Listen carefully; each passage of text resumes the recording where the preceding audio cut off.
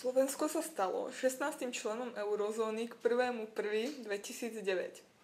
Predtým muselo splniť konvergenčné maastrichtské kritériá. Vstup krajiny do eurozóny je tým výhodnejší, čím viac by pre krajinu predstavovala eurozóna optimálnu menovú oblasť. Potom by mali prínosy z členstva prevýšiť náklady s ním spojené. Slovensko je malou otvorenou ekonomikou s obmedzeným rozsahom vnútorného trhu, vysoká otvorenosť krajiny a vysoký podiel vzájomného obchodu s eurozónou robí z nej vhodného kandidáta pre členstvo v menovej únii. Slovensko dosahuje nižšiu diverzifikáciu produkcie a exportu s dominanciou automobilového priemyslu, dosahuje vysokú zamestnanosť v automobilovom priemysle a takisto vysoký podiel exportu automobilov na celkovom exporte.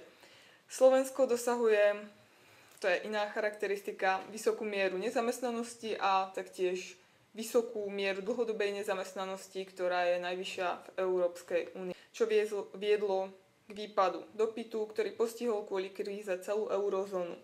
Firmy na Slovensku nemohli získať úľavu v podobe slabšieho kurzu. Vlastne v rámci tej kríze potom ale nastali pozitíva pre spotrebiteľov zo silného eura a oslabovania mien v okolitých oblastiach. Tiež žili Slováci v príhraničných oblastiach, odkiaľ zamierili za výhodnými nákupmi do cudziny, napríklad za nákupmi v Českej republike a Maďarsku. Vlastne, čo sa týka prínosov pre firmy, vlastne pozitívom je menová stabilita, nižšie transakčné náklady, nižšie kurzové riziko.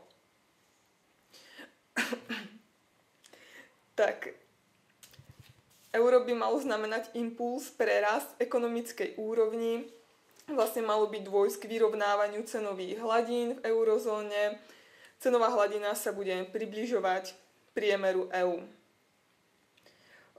Negatívom, čo prinieslo euro, je napríklad pokles cestovného ruchu. Napríklad, čo sa týka Tatier, pre okolité štáty sa stali zrazu drahé. Vlastne vyššie ceny tovarov a nižšie úrokové sadzby mohli pôsobiť na znižovanie príjmov domácností, ale tento negatívny vplyv má byť vykompenzovaný vyšším hospodárskym rastom. Sa však uvidí do budúcna, pretože momentálne sa Slovensko spamätáva z hospodárskej kríze. Všetko ide? To nechcem. Tak to